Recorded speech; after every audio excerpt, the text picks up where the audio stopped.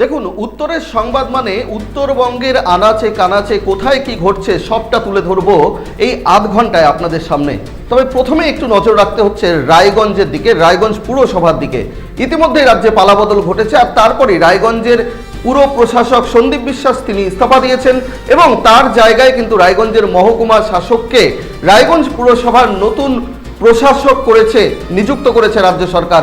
কিন্তু এই পরিস্থিতির মধ্যেও কিন্তু রায়গঞ্জের যারা সাফাই কর্মীরা রয়েছেন পুরসভার, তারা কিন্তু বিক্ষোভ দেখাচ্ছেন। ইতিমধ্যে মঙ্গলবার রায়গঞ্জের সাফাই কর্মীদের বিক্ষোভে কিন্তু উত্তাল হয়ে উঠল রায়গঞ্জ পুরসভা চত্বর। তাদের কিন্তু অভিযোগ যে তারা বেতন পাচ্ছেন না দীর্ঘ কয়েক মাস ধরে।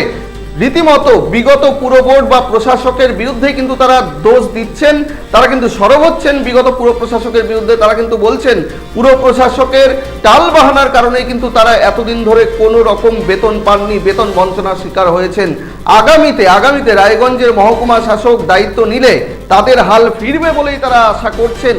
যদিও এই অবস্থায় এই নিয়ে তাদের কি হবে ভবিষ্যৎ, তারা আদৌ বেতন পাবেন কিনা, তাদের বকেয়া টাকা পাবেন কিনা, তা নিয়ে কিন্তু মঙ্গলবার তারা রায়গঞ্জ পুরসভার এক্সিকিউটিভ অফিসারের দ্বারস্থ হন এবং এক্সিকিউটিভ অফিসার তাদের কিন্তু আশ্বস্ত করেছেন যে আগামীতে মহকুমা শাসক তিনি দায়িত্বভার গ্রহণ করলে তার সঙ্গে আলোচনা করে সমস্ত সমস্যা মেটানো হবে। তাদের বকেয়া যে বেতন রয়েছে সেই বেতন সমস্যাও মেটানো হবে বলে কিন্তু আমাদের জানাচ্ছেন এক্সিকিউটিভ অফিসারও। রীতিমতো এই ঘটনায় একটা শোরগোল পড়ে গিয়েছে, কারণ এর আগেও কিন্তু আমরা দেখেছি, নির্বাচনের আগেও দেখেছি রায়গঞ্জ পুরসভায় একাধিকবার কখনো সাফাই কর্মীরা কখনো অস্থায়ী কর্মীরা তারা কিন্তু বিক্ষোভ দেখিয়েছেন। রীতিমতো বেতন বঞ্চনার দাবিতেই কিন্তু এই বিক্ষোভ চলছিল এবং কিছুদিন আগেও অস্থায়ী কর্মচারীরা রায়গঞ্জ পুরসভার তারাও কিন্তু বিক্ষোভ দেখিয়েছেন ঠিক এই বেতন না পাওয়ার দাবিতে। বেতন কবে দেওয়া হবে, বেতন বঞ্চনার অভিযোগ তুলে কিন্তু অস্থায়ী কর্মচারীরা অভিযোগ তুলেছিলেন, সরব হয়েছিলেন, আন্দোলন করেছিলেন। এবারে কিন্তু রায়গঞ্জ পুরসভার যারা সাফাই কর্মীরা রয়েছেন তারা কিন্তু আন্দোলন করলেন। তারা কিন্তু বলছেন যে প্রায় 800 জনের মতো তারা কর্মীরা রয়েছেন, সাফাই কর্মীরা, তাদের ভবিষ্যৎ কি হবে তারা জানেন না। কারণ তাদের প্রায় কারোর 4 মাস, কারোর 6 মাস, কারোর 8 মাস হয়তো বেতন পাচ্ছেন না তারা। এই অবস্থায় তারা কিন্তু আশায় বুক বাঁধছেন নতুন সরকারের কাছে, নতুন প্রশাসকের কাছে। তারা কি বলছেন, রায়গঞ্জ পুরসভার এক্সিকিউটিভ অফিসার তিনি কি বলছেন, সবটাই আপনাদের দেখাবো। তবে একবার জানিয়ে রাখি আবারও এই মুহূর্তের বড় খবর, উত্তর দিনাজপুরের শুধু নয়, এটা কিন্তু সমগ্র উত্তরবঙ্গের ক্ষেত্রে বড় খবর। যেই খবরের দিকে আমাদের ভারত টিভির লাগাতার নজর ছিল, রায়গঞ্জ পুরসভার সাফাই কর্মী অস্থায়ী কর্মীদের বেতন বঞ্চনা। এবারে কিন্তু অস্থায়ী কর্মীদের পর এবার সাফাই কর্মীরা তারা কিন্তু রাস্তায় নামলেন, তারা কিন্তু আন্দোলনে নামলেন কার্যত বাধ্য হয়েই। রুজি রুটির কারণে, পেটের তাগিদে বেতন না পেয়ে কিন্তু তারাই আন্দোলন করেছেন বলে তারা জানিয়েছেন। দেখুন,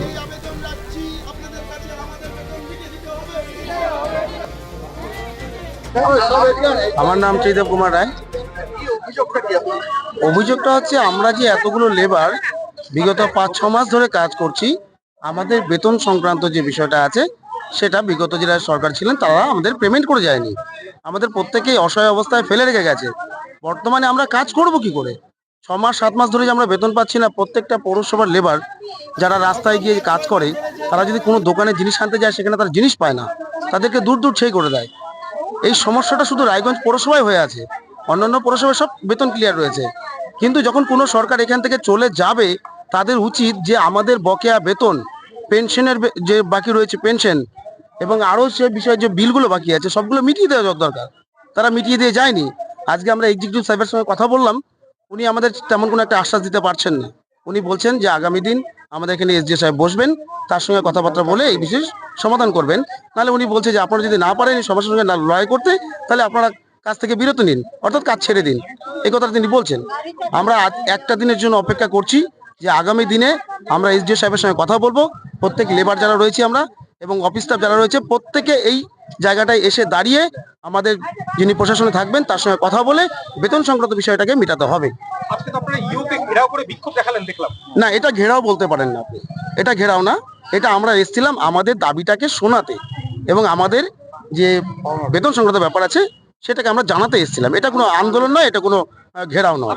আপনারা কত মাস ধরে বেতন পাচ্ছেন না? আমরা মোটামুটি অনেক লেবার রয়েছে যারা 6 মাস ধরে পাচ্ছে না, অনেকে আছে 5 মাস ধরে পাচ্ছে না, এবং কিছু কিছু জায়গায় যেগুলো আছে যে 4 মাস এরকম রয়েছে। মানে আপনারা কি কি পদে এখানে কর্মরত আছে যারা বেতন পাচ্ছেন না? আমরা এখানে পদে রয়েছি যারা রাস্তায় টেলারে কাজ করে, ড্রেনে কাজ করে, সাফাই কর্মী হিসেবে, জলের গাড়িতে কাজ করে, এবং আমাদের এখানে বর্তমান যে আমরা লেবার রয়েছি টোটাল পৌরসভায় আমার কাছে যেটুকু আছে যে 800-র মতন লেবার রয়েছে। তার মধ্যে 400 থেকে 450 লেবার হয়তো যারা রাস্তায় কাজ করে, সাফাই কর্মী হিসেবে কাজ করে, লেবার হিসেবে কাজ করে, এবং প্রত্যেকটা ওয়ার্ডে কাজ করে। মানে বেতনটা কাদের বাকি? বেতন তো সবারই বাকি, সবারই বাকি হয়েছে। তো আপনারা কি সিদ্ধান্ত নিলেন কি করবেন এখন?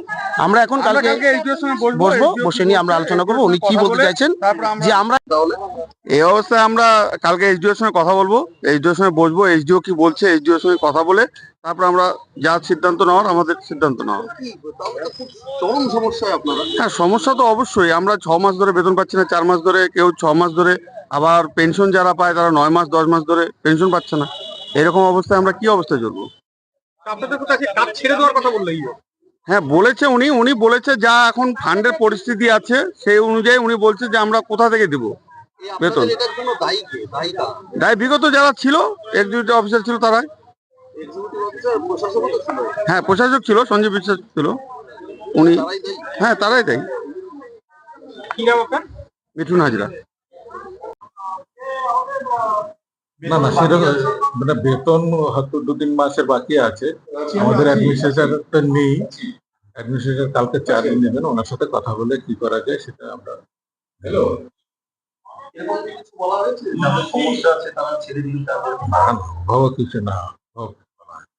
তাহলে পরে এখন এই অবস্থায় তারা কি করবে? আপনারা কি সিদ্ধান্ত নিচ্ছেন? না না সেটা এখন তো আমি তো বলতে পারবো না এই মুহূর্তে। না তারা কি কাজ কন্টিনিউ করবে? হ্যাঁ কাজ তো কন্টিনিউ করবে, পৌরসভা জয়েন করেছি। কন্টিনিউ কাজ। গত 5-6 মাস ধরে যে বেতন আমাদের দেওয়া হচ্ছে না সেই বেতন অবিলম্বে মেটাতে হবে। যে সকল দায়িত্বে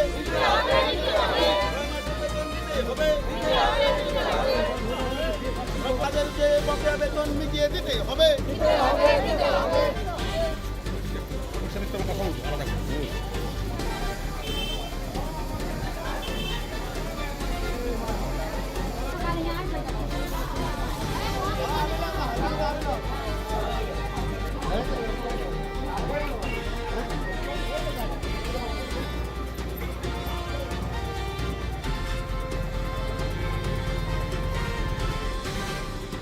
মারেন কেন কর্তা? বড় মাছের স্বাস্থ্য দেখে শরীর খারাপ লাগে বুঝি? আরে মাছেরা বলছে এবার থেকে আপনার মাছেদেরও দিন কল্যাণীস প্রিমিয়াম ফ্লোটিং ফিশ ফিড। ঘরের লক্ষ্মী আজই ঘরে আনো কল্যাণীস প্রিমিয়াম ফ্লোটিং ফিশ ফিড। ভাসমান খাদ্য। চোখের সমস্যা বাড়ার আগেই আজই আসুন জীবন রেখা হসপিটাল, আপনার পরিবারের নতুন ভরসা। সোনার ছোঁয়ায় আপনাকে রাঙিয়ে দিতে চোখ ধাঁধানো শ্রীহরির গোল্ড প্লেটেড গয়নার বিপুল সম্ভার নিয়ে এলো রায়গঞ্জের সোনার ছোঁয়া। বিয়ে হোক কিংবা উৎসব অনুষ্ঠান, সোনালী মানতাসা, টাইচেন, সীতাহার, চূড়, চোকার, এমনকি মঙ্গলসূত্রে নিজেকে সাজিয়ে তুলতে আজই আসুন রায়গঞ্জের একমাত্র শ্রীহরির এক্সক্লুসিভ শোরুম সোনার ছোঁয়ায়।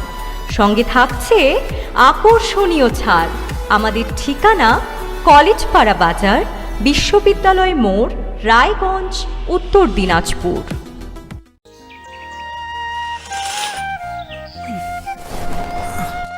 হ্যাঁ রে, তুই নিজেকে কি সুন্দর ফিট রাখিস, তোর বরকে রাখতে পারিস না? তোর দাদা জেনেছে nature pure rice bran oil দিয়ে রান্না করলে শরীর এমনি সুস্থ থাকে। হ্যাঁ সে তো ঠিকই, শরীর চর্চার পাশাপাশি ভালো তেল দিয়ে রান্না করাটাও জরুরি, আর সেই জন্যই আমার একমাত্র choice nature pure rice bran oil.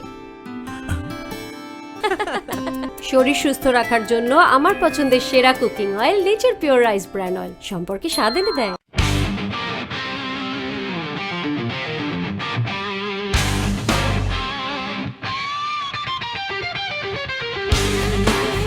কম বাজেটে ইলেকট্রিক বাইক খুঁজছেন, তাও আবার স্মার্ট বাইক? তাহলে আর দেরি কেন? আকর্ষণীয় ছাড়ে আপনার নাগালের মধ্যে দুর্দান্ত অফারে হাই কোয়ালিটির স্মার্ট ই বাইক পেতে আজই চলে আসুন রায়গঞ্জের গ্লোবাল সিটিতে। বিভিন্ন নামী কোম্পানি ইলেকট্রিক মোটর বাইকের বিপুল সম্ভার রয়েছে আমাদের কাছে, সেই সঙ্গে সার্ভিসও পাবেন একেবারে হাতের কাছেই।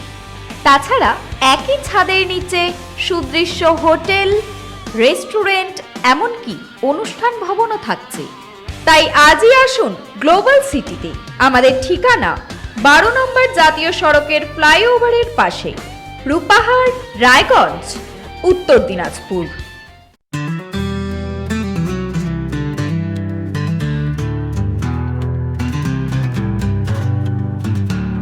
গ্রসারি থেকে কসমেটিক্স,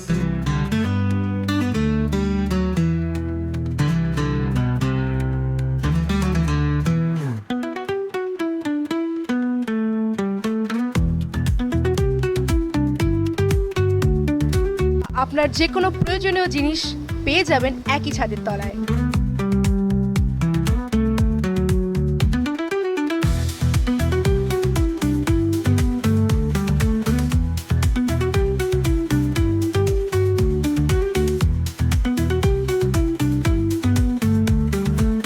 আমাদের ঠিকানা LIC মোড়, রায়গঞ্জ, উত্তর দিনাজপুর।